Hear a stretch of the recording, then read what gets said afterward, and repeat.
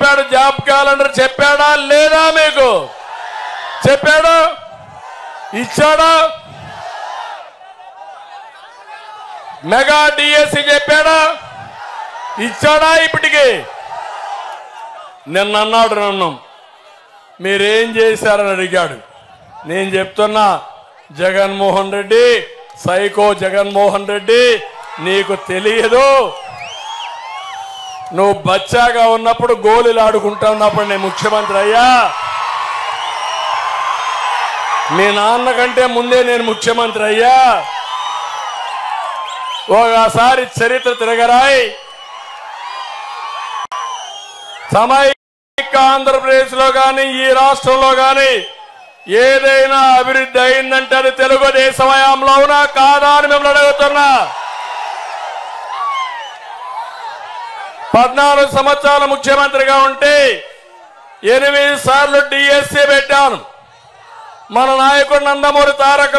రామారావు గారు 3 సార్లు పెట్టాడు తెలుగుదేశం హయాంలో 11 సార్లు డిఎస్సీలు పెట్టాం నేను అడుగుతున్నా నువ్వు 5 ఏళ్ళు ఉన్నావు దిక్కుమాలోడివి ఎన్నిసార్లు డిఎస్సీలు పెట్టాడు తమ్ముళ్ళు మళ్ళా ఊరూరు తిరిగి మా తమ్ముడు చెబుతున్నాడు గుండు 0 ఎవరికైనా ఒక్కరికి ఉద్యోగాలు వచ్చాయా 5 ఏళ్లు పరిపాలించిన వ్యక్తి నేను ఇది చేశానని చెప్పాలా లేదా చేశాడు ఏం చేశాడంటే వాలంటీర్ వ్యవస్థ పెట్టి 5,000 జీతం నేను చెప్తున్నా వాలంటీర్స్ అందరినీ కోరుతున్నా మీరు ఎంఏ పాస్ అయ్యారు బీటెక్ పాస్ అయ్యారు జగన్మోహన్ రెడ్డి ట్రాప్ లో పడద్దండి మీరు నిర్మోహమాటంగా ఉండండి మీ అందరికి హామీ ఇస్తున్నా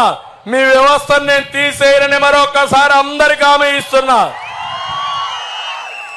కొంతమంది అధికారులు ఒత్తిడి తీసుకొస్తున్నారు నువ్వు ఉద్యోగం రాజీనామా చేయి పార్టీలో వైఎస్ఆర్ కాంగ్రెస్ పార్టీలో పనిచేయి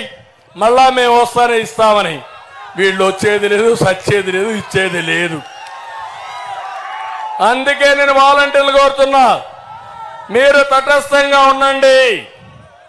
ప్రజలకు అందుబాటులో ఉండండి మీకు న్యాయం చేసే బాధ్యత నేను తీసుకుంటా ఉద్యోగం అంతా కూడా ఉంటాయి అదే సమయంలో బాగా చదువుకున్న వాళ్ళు 5,000 కాకుండా 50,000 లక్ష రూపాయలు సంపాదించే మార్గం మీ గ్రామంలో ఉంది